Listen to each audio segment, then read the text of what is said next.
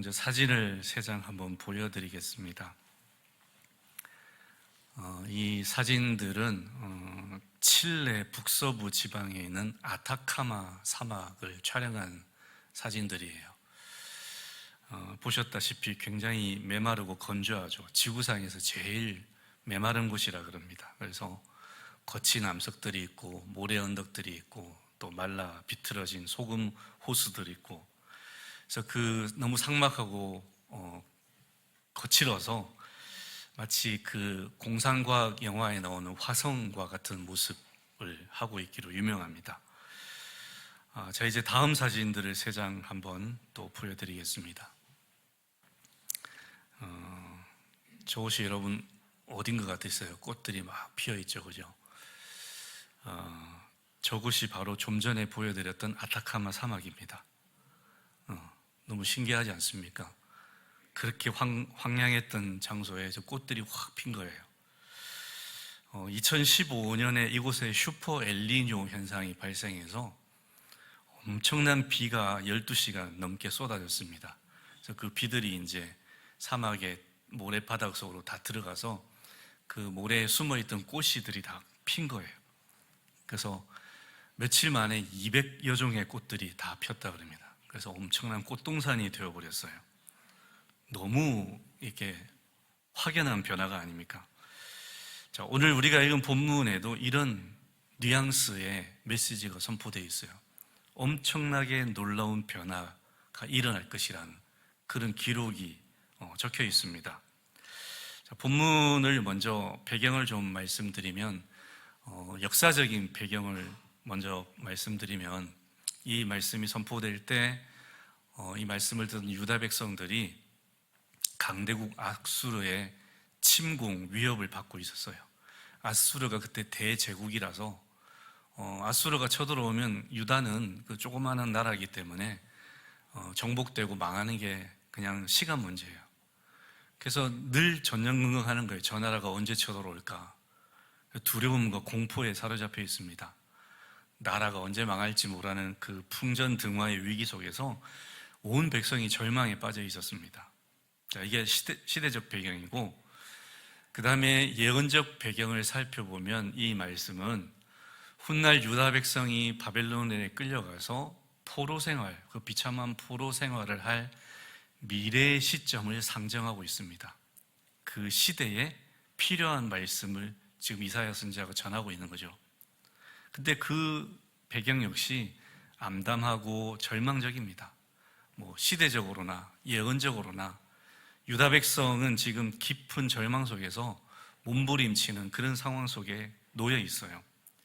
자, 근데 이런 상황을 앞에 두고 이사야 선지자가 이 말씀을 전하는데, 본문은 그들이 처한 절망적인 상황을 3가지 지형으로 묘사해요. 광야, 메마른 땅, 사막. 그러니까 정말 생존이 위협받는 거친 황무지, 죽음과 불모의 땅, 그런 땅들이잖아요.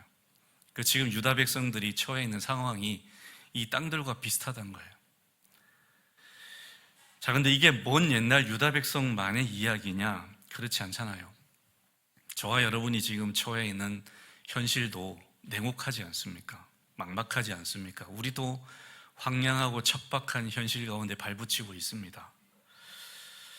가장들은 늘 경제적인 압박에 짓눌리고, 사업이 잘 될까 아니면 안 될까 늘 전전긍긍 두려워하고, 그리고 늘 직장 생활하면서 나는 이 직장의 소모품인가 이런 무력감에 시달리고, 지금 우리가 이렇게 살고 있어요. 이것이 광야와 메마른 땅이잖아요. 매일매일 외줄타기 하는 것 같고, 한 발짝만 삐끗하면 나락으로 떨어질 것 같고, 겉으로는 웃고 있는데 속은 바싹바싹 차 타들어가고, 이 사막과 같은 우리 심정입니다. 우리가 처한 현실이 이렇습니다. 그러니까 이 본문의 말씀은 남의 얘기가 아니고 우리들의 얘기예요. 자, 근데 이사야 선지자가 이런 상황에 놓여 있는 이 광야와 메마른 땅과 사막 같은 상황에 놓여 있는 사람들에게, 우리들에게 놀라운 반전의 메시지를 선포하고 있는 겁니다. 1절, 2절에 보면 광야와 메마른 땅과 사막에 기쁨과 즐거움이 넘치게 될 것이다 그래요. 우리가 아까 봤던 그 사진이 있죠. 그 광야와 메마른 땅과 사막 같은 것이 막 꽃동산처럼 바뀌는, 그렇게 될 거라는 거예요. 그런 기쁨과 즐거움과 환희가 발생할 것이라 그래요. 더 나아가서 우리가 하나님의 영광, 하나님의 아름다움을 목격하게 될 것이라 그래요. 여러분, 인간의 영광, 인간의 아름다움이 아니라 하나님의 영광, 하나님의 아름다움이에요. 이건 절대적인 영광, 절대적인 아름다움이잖아요. 사막과 광야와 메마른 땅과 같은 우리의 현실에 이런 놀라운 반전의 역사가 일어날 것이라고 지금 선포하고 있는 거예요. 그래서 이 말씀을 소망의 말씀으로 삼아라 그럽니다. 자, 이 말씀이 주시는 메시지가 뭐냐? 하나님은 지금 우리가 처한 이 힘겨운 현실을 그저 방관만 하지 않으실 것이라는 겁니다. 나는 지켜만 보지 않을 거다. 내가 반드시 바꿀 거다. 내가 너희들이 처한 그 현실에 놀라운 반전을 일으킬 거다. 내가 회복시켜 줄 것이다. 이런 굳은 의지를 보여주시는 거예요. 이 세상이 바뀌는 것, 나의 현실이 바뀌는 것, 여러분, 이것이 무엇을 통해서 과연 바뀔 수 있을까요? 사람들은 정치 체제가 바뀌면 세상이 바뀔 거라 생각합니다. 이념이 바뀌면 세상이 바뀔 거라 생각합니다. 철학이 세상을 바꾸고 과학이 세상을 바꿀 거라 그래요. AI 기술이 발전하면 이 세상이 바뀔 거라 그래요. 죄송하지만 다 헛소리입니다. 절대 그걸로 바뀌지 않아요. 여러분, 이 세상의 외적인 모습은 바뀔 수 있겠죠. 그러나 이 세상의 근본적인 문제는 외적인 게 아닙니다. 근본적인 문제가 뭐냐? 죄입니다. 죄와 죽음이에요. 그리고 영원한 멸망의 운명이에요. 이것이 이 세상에 가진 진짜 문제이기 때문에 그 어떤 것도 이 근본적인 문제를 터치하지 못합니다.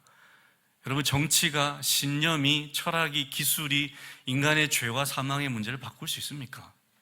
인간의 영원한 멸망을 바꿀 수 있습니까? 해결 못합니다. 다 헛소리예요. 우리가 그런 것에 현혹되면 안 됩니다. 이 세상을 진정으로 바꾸실 수 있는 분은 하나님밖에 안 계십니다.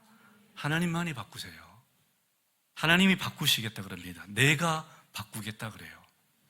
우리는 이 말씀을 붙들어야 됩니다. 이 복되고 감격스러운 소망의 말씀을 선포한 이사야 선지자가 이제 우리에게 두 가지 권면을 합니다. 먼저 3절을 보시면요, 너희는 약한 손을 강하게 하며 떨리는 무릎을 굳게 하라 그래요.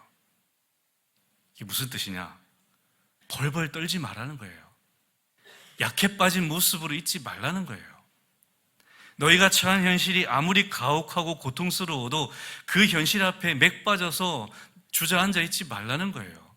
거의 넘어져 있지 말라는 겁니다.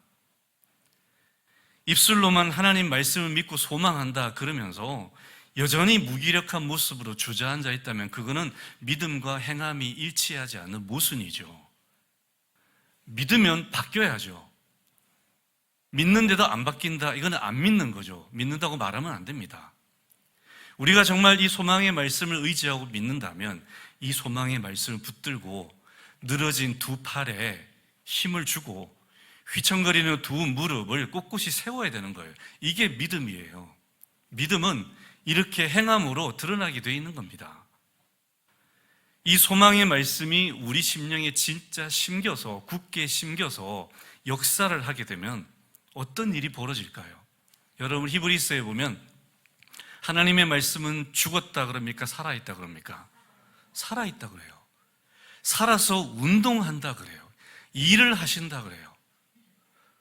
오늘 이 단에서 전해지는 말씀이 인간의 말이 아니라 하나님의 말씀입니다.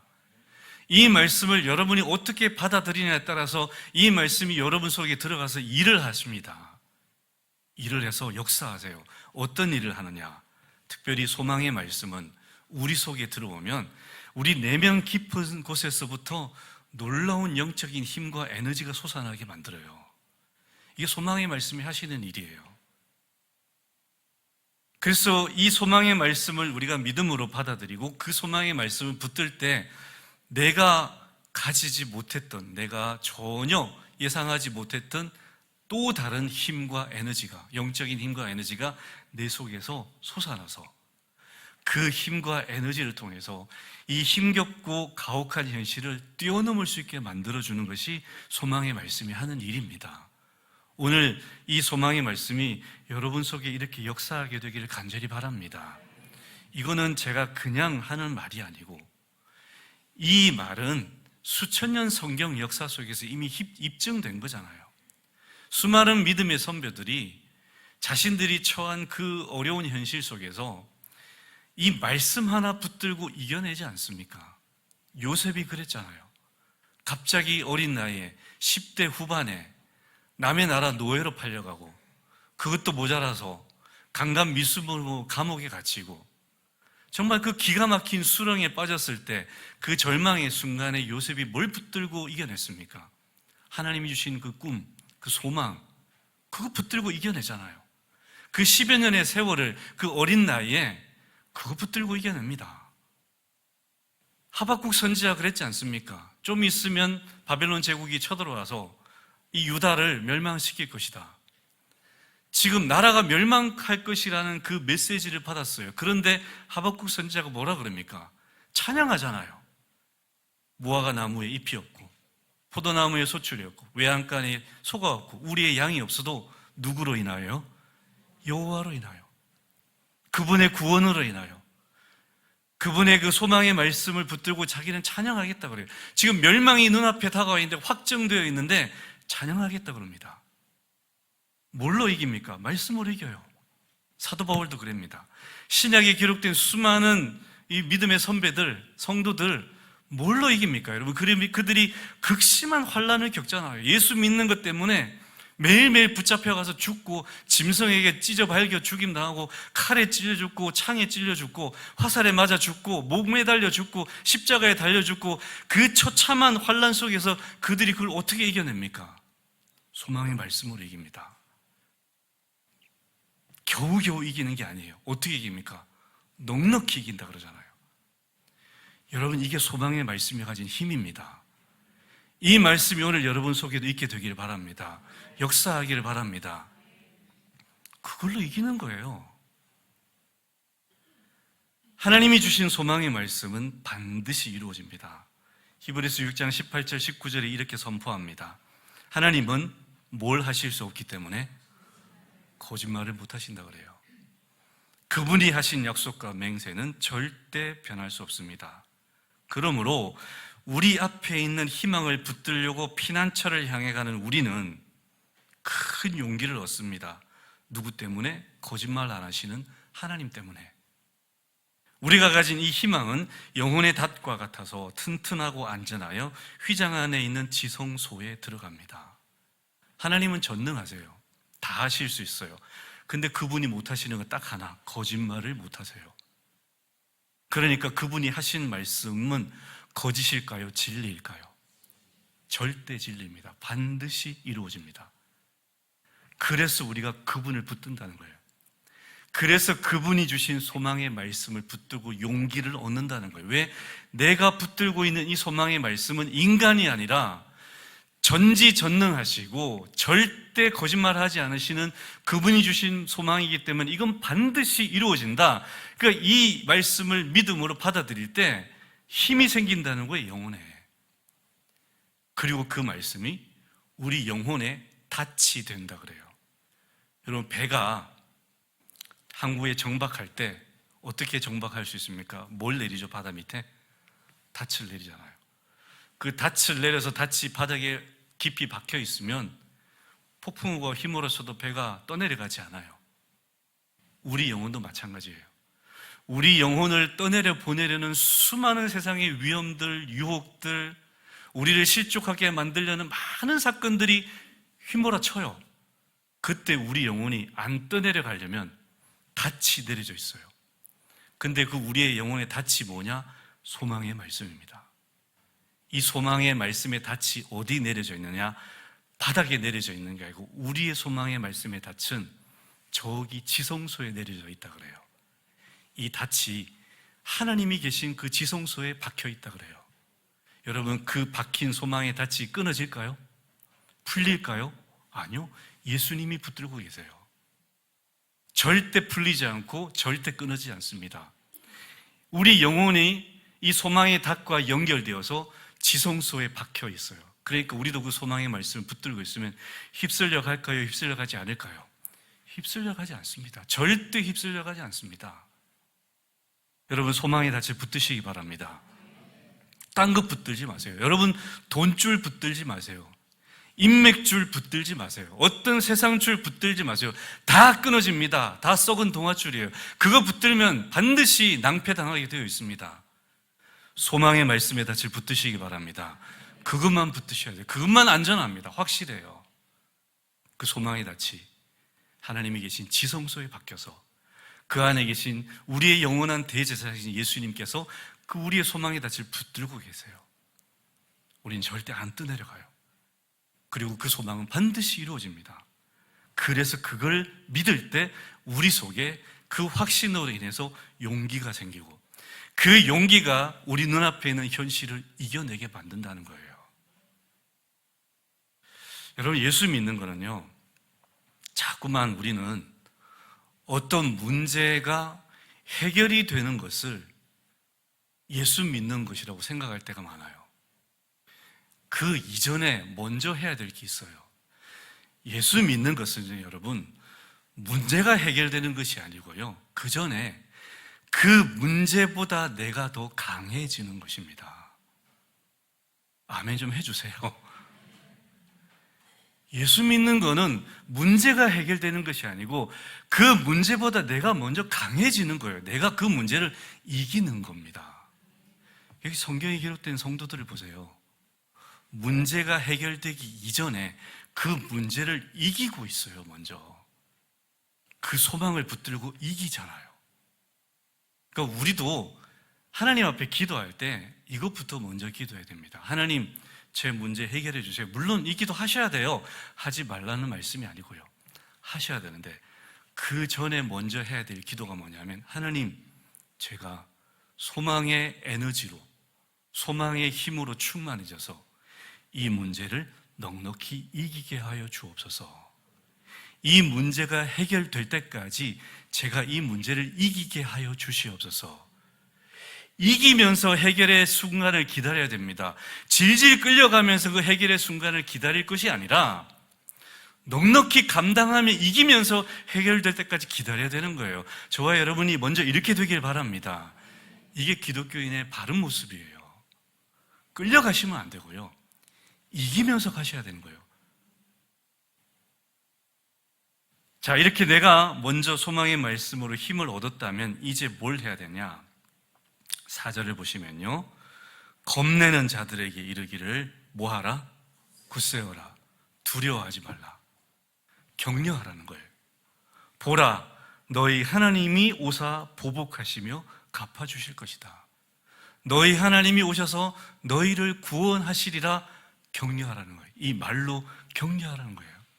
먼저는 내가 먼저 이 소망의 말씀으로 격려받고 위로받고 힘을 얻어야 되고, 그 다음에 내가 힘을 얻었다면 나 혼자 전진하는 것이 아니라 내 주변에 힘겨워서 쓰러져 있는 성도들, 낙심해 있는 성도들, 그 성도들에게 내가 가진 이 힘을 나눠주라는 거예요. 내가 가진 소망의 말씀으로 격려하라는 거예요. 나 혼자 가는 게 신앙이 아닙니다, 여러분. 같이 가는 겁니다. 우리 대흥교회 모든 성도들이 한 사람도 낙오자가 되지 않고 한 사람도 여기 쓰러져 있지 않고 우리가 그들을 세워서 함께 가는 거예요. 이런 교회가 되기를 바랍니다. 옆에 있는 분들이 힘겨워하시면 이 소망의 말씀으로 힘을 주세요. 조금만 참으십시오. 여러분, 이깁시다. 넉넉히 이겨냅시다. 당신에게도 소망의 말씀이 있습니다. 그 소망의 말씀을 붙드십시오. 당신 절대로 떠내려가지 않습니다. 당신이 가진 소망의 말씀 반드시 하나님께서 이루실 겁니다. 격려하라는 거예요. 격려하며 같이 가는 겁니다. 여러분, 우리 모두 격려하며 같이 갑시다. 하나님 나라에 한 사람도 나오자 없이 다 가야 됩니다.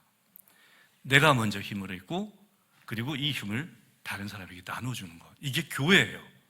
이게 믿음의 성도가 할 일입니다. 자, 그러면 소망의 말씀 그러는데, 그럼 하나님께서 우리에게 주신 구체적인 소망이 대체 뭐냐?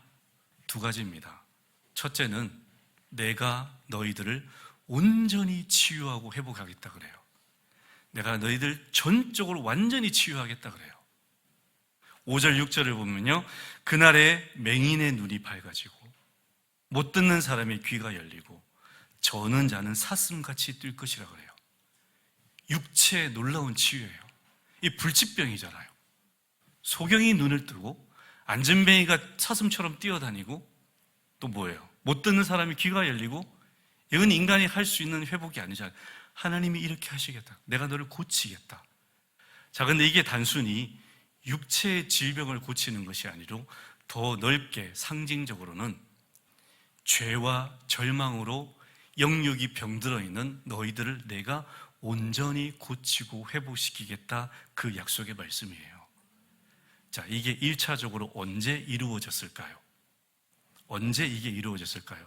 여러분, 언제 소경이 눈을 뜨고 귀머리가 듣고 안전뱅이가 일어나서 걷는 역사가 일어났죠? 언제 일어났습니까? 누가 오셨을 때? 예수님 오셨을 때. 2000년 전에. 1차적으로 2000년 전에 이 말씀이 샘플로, 맛보기로 이루어졌어요. 예수님이 공생의 기간 동안 수많은 치유와 축기의 표적을 행하시지 않았습니까? 여러분, 이 단어를 잘 보셔야 돼요. 기적이 아니라 표적이라 그래요. 기적과 표적은 다릅니다. 기적은 현상인데 표적은 그 현상 너머에 어떤 의미가 담겨 있다는 거예요. 그래서 사인이라 그래요. 어떤 의미가 달려있냐, 예수님이 행하신 그 기적들은 그 안에 영적인 의미를 담고 있어요. 그게 뭐냐? 지금 너희들이 보는 이 기적이 전부가 아니라 장차 하나님의 나라가 임하면 온전한 이 온전한 영역의 회복이 이루어질 것이다 라는 걸 보여주는 상징적인 샘플 사인이라는 거예요. 그러니까 이걸 보고 뭘 기대하라는 거예요? 장차 올 온전한 회복을 기대하라는 거예요. 내가 이미 맛보기로 좀 보여줄 테니까 봤지? 앞으로는 이게 온 세상에 온 사람들에게 이렇게 놀라운 치유의 회복이, 온전한 회복이 이루어질 거야 라는 것을 믿으라는 거예요. 그래서 예수님이 오셔서 이거를 샘플로 보여주신 거예요. 그런데 이 지상에서의 치유와 축기는 영원하지 않습니다. 불완전해요. 왜냐? 병이 나았더라도 다시 병들 수 있어요. 결국엔 또 어떻게 돼요? 죽잖아요. 어느 교회에서 실제로 있었던 일인데 20대 청년이 말기암에 걸렸어요. 그래서 그 엄마하고 그 청년이 정말 수개월을 간절히 기도합니다. 진짜 그 말기암이 다 나왔어요. 완치되었어요. 얼마나 놀랍습니까? 근데 여러분, 그 청년이 2개월 뒤에 교통사고로 죽었어요. 이게 뭘 상징하겠어요, 여러분? 이 땅에서의 치유, 이 땅에서 죽기, 그거 영원하지 않다는 거예요. 온전하지 않다는 거예요. 불완전해요. 그 어머니가 심정이 다 무너졌겠죠. 마음이 다 무너졌겠죠. 얼마나 안타깝고 힘든 일입니까? 그런데 여러분, 생각해 봅시다. 그 청년의 입장에서는, 그 청년의 입장에서 지금 천국에 들어가는데 어떤 존재로 들어갑니까? 완전히 회복된 영광스러운 존재로 들어가잖아요. 그 청년이 그 천국에 들어가서 지상에서 자기가 오래 살지 못하고 요절하고 온 것에 대해서 안타까워할까요? 속상해할까요? 뭐 할까요? 찬양하고 있겠죠. 감사하고 있겠죠. 왜요? 진짜 바라던 온전한 치유 회복을 누리고 그것이 영원히 펼쳐지는 것을 자기 눈앞에 보고 있으니까. 우리가 바라봐야 될 게 이겁니다, 여러분. 그러니까 지상에서의 치유와 회복, 이거 불완전해요. 언젠가는 다 지나갑니다. 우리 언젠가는 다 죽어요. 그러니까 여기에 매달리시면 안 돼요. 여기에 연연하시면 안 돼요. 하나님 왜 치유 안 해주십니까? 왜 낫게 안 하십니까? 왜 회복 안 하십니까? 모르겠어요. 왜 안 하시는지 이유가 있으시겠죠. 그런데 한 가지 확실한 것은 하나님이 우리에게 주시고자 하는 진짜 치유와 회복은 이 땅에서 치유와 회복이 아니라는 거예요. 여기는 언젠가 다시 병들고 죽게 될 거니까, 얘들아, 내가 너에게 진짜 주는 것은, 주고 싶은 것은 이 불완전한 치유와 회복이 아니다. 나는 너희들을 내 나라에 불러들여서 너희들에게 영원한 치유와 회복을 줄 것이다. 이게 너희들에게 진짜 주고 싶어하는, 내가 너희에게 진짜 주고 싶어하는 소망이다. 이 소망을 제발 품어라. 여러분, 이 소망 품으시기 바랍니다. 이 땅에서 치유 안 돼도 괜찮아요. 물론 고통스럽죠. 힘들죠. 그 심정을 누가 이해할 수 있겠어요? 당사자만 알죠. 그런데 그것 때문에 무릎이 흔들리지 말라는 거예요. 두 팔에 힘이 빠지지 말라는 거예요. 왜? 영원한 회복과 치유가 나를 기다리고 있으니까. 이거 믿고 힘을 내시라는 거예요. 이걸 소망으로 품으시라는 거예요. 여러분, 이 소망이 여러분의 영혼의 닻이 되시길 바랍니다. 어떤 것도 여러분을 흔들지 않게 하시길 바랍니다.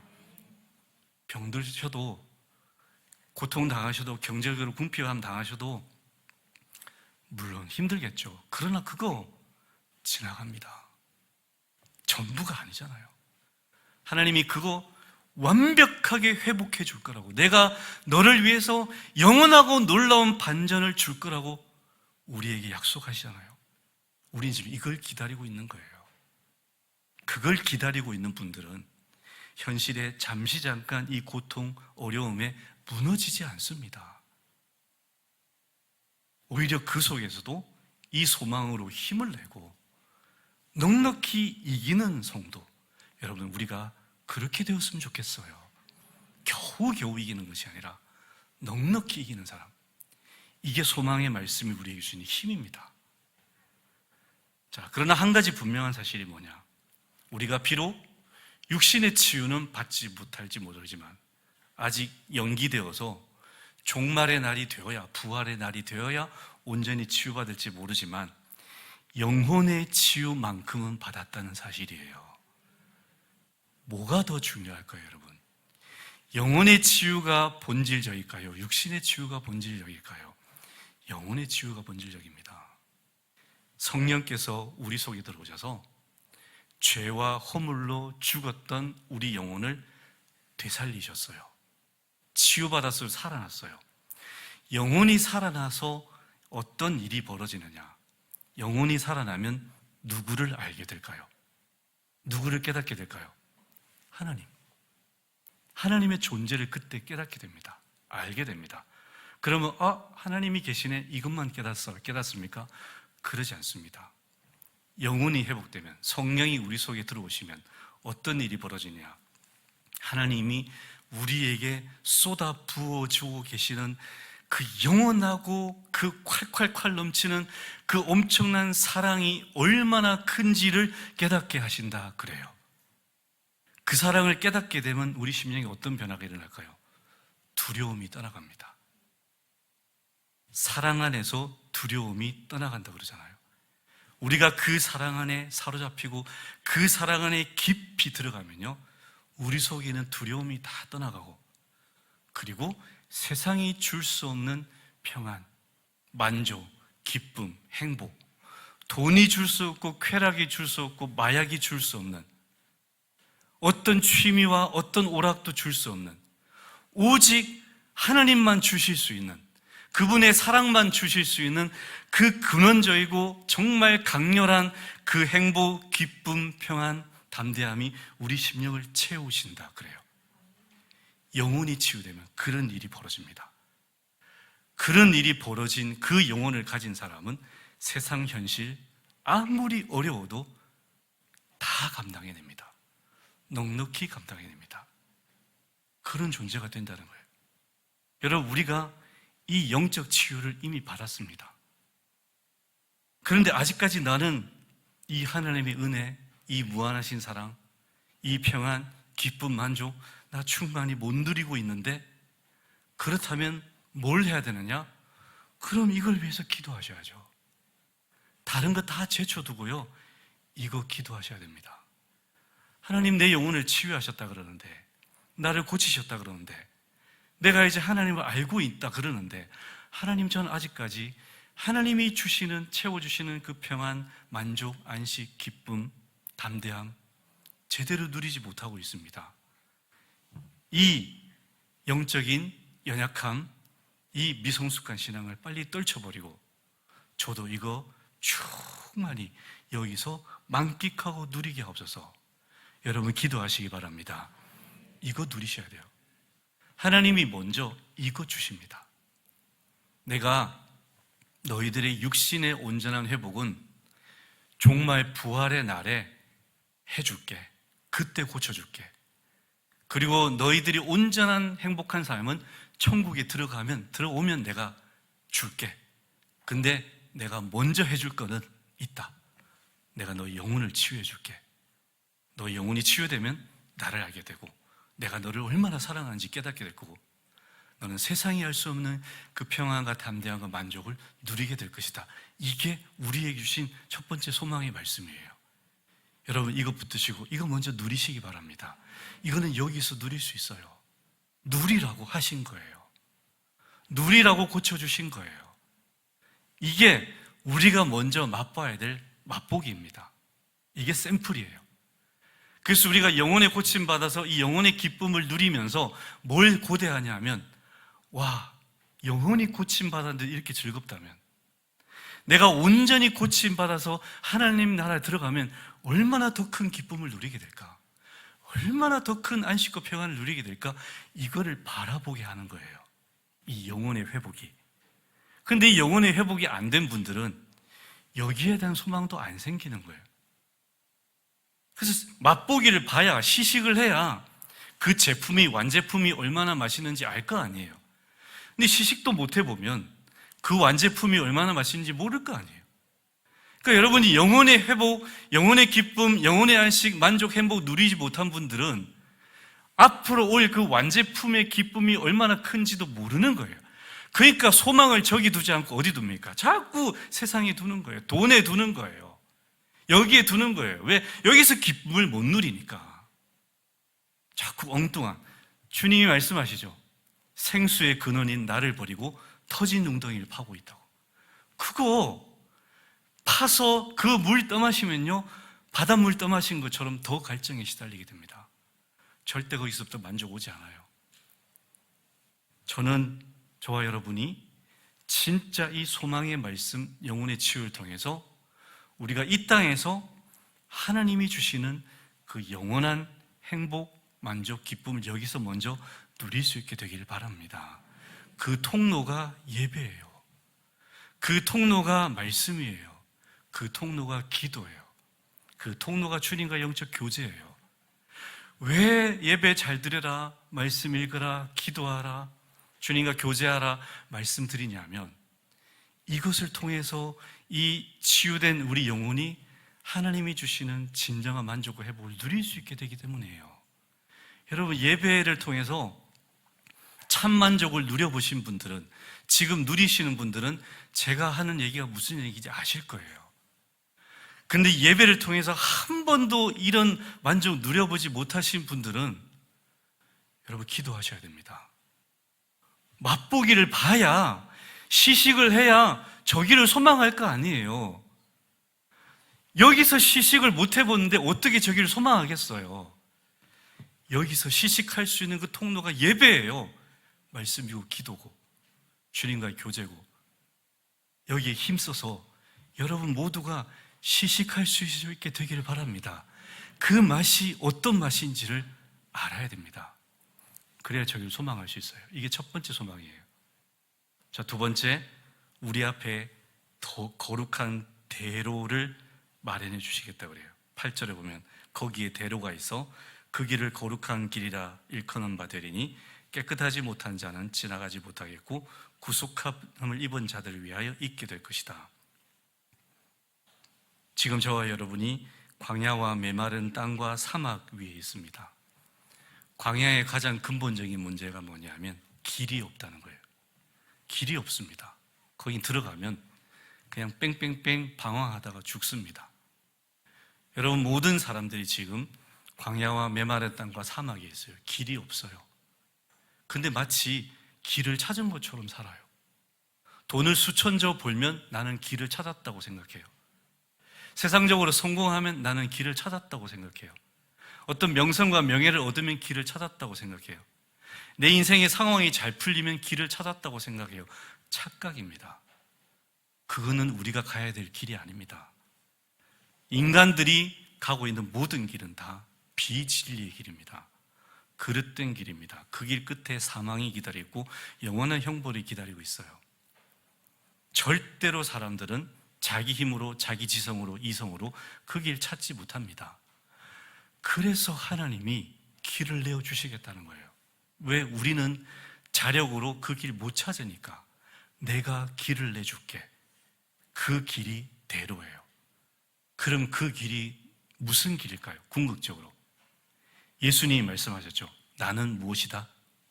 길이요. 그럼 이 대로가 뭘 상징할까요? 예수님을 상징하는 거예요. 그래서 예수님이 초림하셔서 길이 되어주셨고 우리가 그 길 따라가면서 재림하실 예수님을 기다리고 있잖아요. 저와 여러분이 이 길 위에 서 있는 줄 믿습니다. 이 대로는 아무나 가지 못한다 그래요. 구속함을 받은 자들만 간다 그래요. 죄가 있고 더러운 자는 절대 이 길 위에 올라서지 못한다 그래요. 그러면 어떻게 될까요? 계속 광야에서 뺑뺑이 돌다가 그 모래사막에 다 묻히는 거예요. 비참하게 죽는 겁니다. 이게 지금 세상 사람들이 처한 현실이에요. 근데 저들은 지금 몰라요. 자기들이 바른 길 가고 있다고 착각해요. 근데 우리가 믿음으로 이 길 위에 올라서 보니 여기가 진짜 진리의 길이구나. 저들이 지금 잘못된 길을 가고 있거나 우리는 깨달았잖아요. 어떻게 해야 이 길 위에 올라설 수 있느냐? 우리의 자력과 노력은 절대요. 허물 많은 우리, 죄 많은 우리가 어떻게 이 대로 위에 올라설 수 있습니까? 누구 덕분에 우리가 여기 올라섰을까요? 예수 그리스도 덕분에. 그분 덕분에 우리가 여기 올라서 있는 거예요. 참 진리, 참 방향을 찾은 거예요. 지금 여러분이 세상 사람들이 다 뭐라 말을 해도 지금 여러분이 대로 위에 올라서서 그 길을 가고 있는 줄 믿으시기 바랍니다. 이 확신이 있으셔야 돼요. 예수님 덕분에. 자, 이 길 끝에 뭐가 있다 그럽니까? 10절에 보면요, 영원한 기쁨과 즐거움이 기다리고 있다 그럽니다. 아멘. 영원한 기쁨과 즐거움이 기다리고 있어요. 대신 뭐가 사라진다 그래요? 슬픔과 탄식이 사라진다 그래요. 지금 여러분이 겪는 모든 슬픔, 여러분이 날마다 내뱉는 탄식, 밤마다 입을 뒤집어 쓰고 한숨 내쉬는 거, 어찌할 바를 몰라서 전전긍긍하는 모든 것, 이 길 끝에는 눈 녹듯이 사라지고 그 끝에 우리를 기다리는 것은 영원한 기쁨과 즐거움이 기다린다 그래요. 여러분, 이 소망 붙들고 가시기 바랍니다. 이것이 우리가 붙들어야 될 소망이에요. 이 길 갈 때 여러 가지 어려운 일들 당하실 거예요. 여러 가지 힘겨운 일 당하실 거예요. 고통이 없는 게 아니에요. 고난이 없는 게 아닙니다. 근데 왜 우리가 다 이겨내고 갈 수 있냐 하면 이 길 끝에 뭐가 있는지 알기 때문에. 그 인식을 가진 자들만 이 길을 흔들리지 않고 갈 수 있어요. 여러분, 이스라엘 백성들이 광야에서 어떤 길을 가고 있었습니까?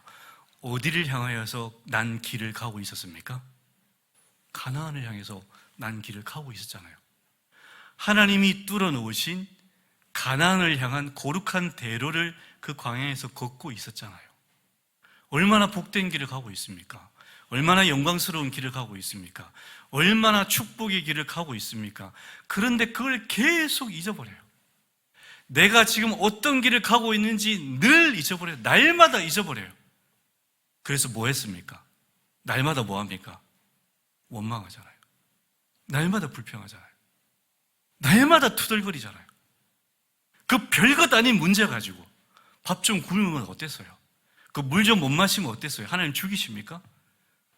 늘 만나주시고, 목마르면 메추라기, 반석에 물도 내시고, 고기 부족하면 메추라기 주시고, 다 채워주잖아요. 불기둥, 구름기둥 인도해 주시고, 갈 길 다 예배해 주시고, 다 가게 하시잖아요. 근데 뻑하면 투덜거려요. 왜 그랬을까요? 이걸 자꾸 잊어버려요. 자기들이 지금 어떤 길 위에 서서 어디로 가고 있는지를 자꾸 잊어버려요. 이 길 끝에 축복의 땅, 약속의 땅, 젖과 꿀이 흐르는 땅 가나안이 기다리고 있다. 조금 불편해도 괜찮다. 조금 어려워도 괜찮다. 우리 다 지나갈 거다. 결국엔 우리 저기 들어갈 거다. 그 소망을 붙들고 있다면 왜 불평하겠어요? 다 이겨내죠. 근데 이걸 자꾸 놓치는 거예요. 여러분, 저들만의 얘기입니까? 우리가 지금 그러고 살고 있잖아요. 왜 원망하십니까? 왜 불평하십니까? 왜 그렇게 맥이 풀려서 힘들어하시고 왜 날마다 전전긍긍하십니까? 내가 지금 어떤 길 위에 서 있는지, 그 길 끝에 뭐가 있는지 자꾸 놓치기 때문이에요. 이거 놓치시면 안 돼요. 날마다 묵상하셔야 돼요. 내가 지금 거룩한 대로 위에 있고 이 길 끝에 나를 위해서 영원하고 놀라운 반전이 기다리고 있다. 그거 붙든 사람만 이 길 가면서 조금 불편하고 어렵고 힘겨운 거, 그래, 괜찮아. 이거 나 지금 지나가잖아. 이게 다가 아니잖아. 이게 전부야. 난 여기 살 거 아닌데 지나갈 거야. 지금 나는 지금 저길 가고 있어. 저기에 나를 위한 영원한 영광과 영원한 행복이 날 기다리고 있어. 그러고 가는 거죠. 여러분, 자꾸 길바닥 쳐다보지 마십시오. 그래서 빌립보서에 보면 어디를 바라보라고 합니까? 위의 끝을 바라보라잖아요. 끝을 바라보세요. 끝을. 저 위의 것, 하늘의 것, 나를 기다리고 있는 그 영원한 놀라운 반전, 그거 바라보셔야 이 길을 갈 수 있습니다. 이스라엘 백성들처럼 두들거리지 마시고 원망하지 마시고 넘어지지 마시고 하나님 시험하지 마시고, 그래서 그렇게 하지 말라고 여기 기록했다고 그러잖아요. 이 말씀을 늘 날마다 들여다보면서 이스라엘 백성들을 욕하지 마시고, 내가 지금 이러고 있구나, 나는 이러고 살면 안 되는데, 그걸 깨달으라고 기록해 놓았다 그러잖아요. 들여다보실 때마다 나를 비춰보시고, 나는 지금 이러고 있지 않는지, 이러면 안 되지. 내 지금 거룩한 대로 위에 서 있는데, 하나님이 내신 소망의 길 위에 서 있는데, 나를 기다리고 있는 엄청난 놀라운 반전이 지금 나를 기다리고 있는데 잘 가야지. 그러고 가는 거죠. 한 발짝 한 발짝 걸으면서. 이게 우리의 모습이 되어야 됩니다. 대림절 셋째 주일입니다. 우린 예수님께서 그 보배로운 피로 친히 열어주신 거룩한 대로를 걸어가고 있고, 영광 중에 다시 오실 나의 신랑, 나의 구주 예수님을 소망 가운데 기다리고 있습니다. 바라기는 슬기로운 다섯 처녀처럼 등과 기름을 넉넉히 예배하셔서 그분이 오실 때 당황하지 마시고 놀라지 마시고 마치 늘 기다렸다는 듯이, 주님 오시옵소서, 제가 학수고대하고 기다렸습니다, 기쁨으로 맞아들일 수 있는 저와 여러분이 될 수 있기를 주님의 이름으로 축원합니다. 기도하겠습니다. 주님, 광야와 같고 사막과 같고 메마른 땅과 같은 현실을 지금 우리들이 살아가고 있습니다. 너무너무 힘겹고 어렵고 고통스럽고 지치고 낙심하고 때로는 넘어집니다.